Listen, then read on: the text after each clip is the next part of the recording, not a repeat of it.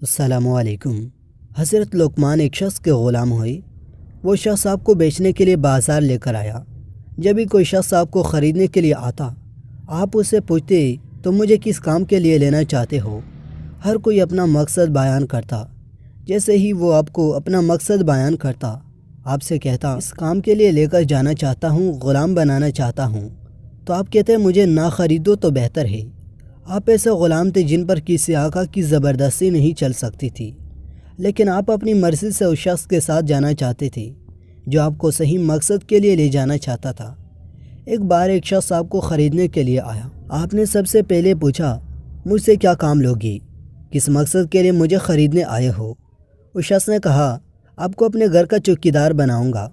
آپ نے اس سے زیادہ سوال نہ کیے، نہ اس سے زیادہ بات کی۔ آپ سمجھ گئے اس شخص کا کیا مقصد ہے مجھے خریدنے کا۔ آپ نے کہا ٹھیک ہے، مجھے خرید لو، میں آپ کے ساتھ جانے کے لیے تیار ہوں۔ چنانچہ وہ آپ کو خرید کر گھر لے گیا۔ اب جس بستی میں اس کا گھر تھا، وہاں پر اس کی 3 بیٹیاں تھیں جو بہت گناہ گار تھی، یعنی غلط کاموں میں مبتلا تھی، فحاشہ تھی۔ 3 فحاشہ بیٹیوں کے درمیان ایک باپ تھا، سنتی نہیں تھی، اپنے باپ کا کہنا نہیں مانتی تھی۔ اس کو شک ہوا میری پیٹھ پیچھے غلط کام کرتی ہیں، حرام کام کرتی ہے، تو مجھے ان کی نگرانی کے لیے کسی کو رکھنا پڑے گا، کیونکہ وہ شخص خود زمینوں پر کھیتوں میں کام کرنے کے لیے جاتا تھا اور اس کی بیٹیاں اس کے پیچھے یہ کام کرتی تھیں۔ اس لیے آپ نے ان کو نگبانی کے لیے گھر میں بٹھانے کے لیے خریدا تھا۔ ایک دن وہ شخص جاتے وقت دروازہ بند کر کے آپ کے پاس آیا اور آپ کو بٹھایا اور کہا کہ گھر میں میری بیٹیاں موجود ہیں، میں نے ضرورت کی تمام چیزیں انہیں دے رکھی ہیں، یعنی کھانے پینے کی، کسی کام کے لیے باہر نہیں نکلنا پڑے گا۔ اگر وہ دروازہ کھولنے کے لیے کہیں تو ہرگز نہ کھولنا۔ یہ کہہ کر وہ چلا گیا۔ آپ باہر بیٹھ گئے، اللہ کا ذکر کرنے لگے۔ کچھ دیر بعد لڑکیوں نے دروازہ کھٹکھٹاتے ہوئے کہا جلدی سے دروازہ کھولو۔ انہوں نے بہت اصرار کیا، آپ نے دروازہ نہیں کھولا۔ آخر لڑکیوں نے پتھر مار کر آپ کو زخمی کر دیا۔ آپ کے سر سے خون بہنے لگا۔ آپ نے سارا خون صاف کر دیا اور شام تک دروازے پر پڑے رہے، لیکن دروازہ بالکل نہیں کھلا۔ جب مالک آیا تو آپ نے اسے کچھ نہیں بتایا اور نہ ہی کسی قسم کی کوئی شکایت کی۔ دوسرے دن لڑکیوں نے دوبارہ دروازہ کھولنا چاہا، لیکن آپ نے انکار کر دیا۔ انہوں نے دوبارہ وہی عمل دہرایا، آپ کو پتھر مار مار کر زخمی کر دیا۔ آپ کے سر پر پتھر لگا اور خون بہنے لگا۔ آپ نے خون صاف کیا۔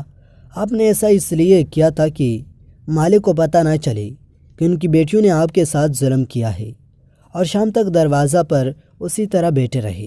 جب مالک آیا تو اسے کوئی بات نہیں بتائی۔ وہ روز آ کر پوچھتا تھا بیٹیاں گھر سے باہر نکلتی تھیں، تو آپ کہتے نہیں، وہ نہیں نکلی تھی اور نہ ہی کوئی زور و زبردستی کی، وہ تو گھر میں ہی رہی۔ کچھ دن گزر جانے کے بعد ایک دن تیسری لڑکی نے کہا اللہ کی قسم، اس غلام کی کیا شان ہے نا، اس نے ہمارے باپ سے ہماری شکایت کی اور نہ ہی یہ کہا کہ ہم گھر سے باہر نکلنے کے لیے اس کو کہتے ہیں، ہم اس کو مارتے ہیں، اس کو زخمی کرتے ہیں۔ یہ تو اللہ کا اتنا اچھا بندہ ہے، اس کو دیکھ کر میری دل کی دنیا بدل گئی۔ سچ میں تو بہت نافرمان ہوں، یہ تو بہت اطاعت گزار ہے، اللہ کا نیک بندہ ہے، میں اب تو توبہ ضرور کروں گی۔ یہ کہہ کر اس نے توبہ کر لی۔ جب اس نے توبہ کی تو دوسری بہن نے دیکھا میری بہن اس غلام کی وجہ سے توبہ کر رہی ہے، میری بہن کتنی اچھی ہے اور میں کتنی نافرمان ہوں، اب تک گناہوں میں مبتلا ہوں، غلط کام کر رہی تھی، اب میں بھی توبہ کر لیتی ہوں، کیوں نہ توبہ کر کے اللہ تعالیٰ کو راضی کر لوں۔ اور یہ کہہ کر اس نے اپنے تمام گناہوں سے توبہ کر لی۔ یہ دیکھ کر تیسری بہن نے کہا میری دونوں بہنوں اور اس غلام کی کیا شان ہے، یہ کتنے اچھے ہیں۔ یہ دیکھ کر اس نے ان کی دیکھا دیکھی گناہوں سے توبہ کی۔ اس تینوں بیٹیوں کے باپ نے حضرت لقمان کو کیوں غلام بنانا چاہا، ان کو کیوں خریدا، چوکیدار بنایا، کیونکہ وہ جانتا تھا وہ اللہ تعالیٰ کے نیک بندے ہیں۔ اللہ کے نیک بندے ان کی صحبت میں ایک بدکار اور فحاشہ عورت بھی نیک بن سکتی ہے۔ ان کو یقین تھا میری بیٹیاں مجھ سے نہیں سدھری، میری پیٹھ پیچھے گناہ کرتی ہیں، لیکن اس اللہ کے نیک بندے کی نظر سے یہ بدل جائیں گی۔ صرف کچھ دنوں میں جو ان کی بیٹیوں کا حال ہوا، اتنی نیک بن گئی۔ حضرت لقمان کی تاریخ اور آپ کی بعض نصیحتوں کا ذکر قرآن مجید میں بیان کیا گیا ہے۔ کون سی چیز تھی جس میں ان تینوں فحاشہ بہنوں کو اللہ کی طرف متوجہ کیا۔ حضرت لقمان فرماتے ہیں، میں نے اپنی زندگی میں مختلف لوگوں کا علاج کیا، مگر اس طویل عرصے میں نے دیکھا کہ انسان کے لیے سب سے بہترین دوا محبت ہے، محبت اور عزت ہے۔ کسی نے پوچھا ایسا کرنے سے آرام نہ ملے تو پھر کیا کرنا چاہیے؟ آپ مسکرائے اور بولے، دوا کی مقدار بڑھا دو اور ان تینوں بہنوں کی طرح عزت دو۔ ان کو سب بدکار سمجھتے تھے۔ ان کے باپ نے ان پر سختی کی، انہیں گھر میں بند کر کے چوکیدار بٹھا دیا، لیکن آپ نے صرف ان کو عزت دے کر ان کا چرچا نہیں کیا۔ اسی طرح اللہ تعالیٰ گناہگاروں کے دلوں کو بھی بدل دیتا ہے۔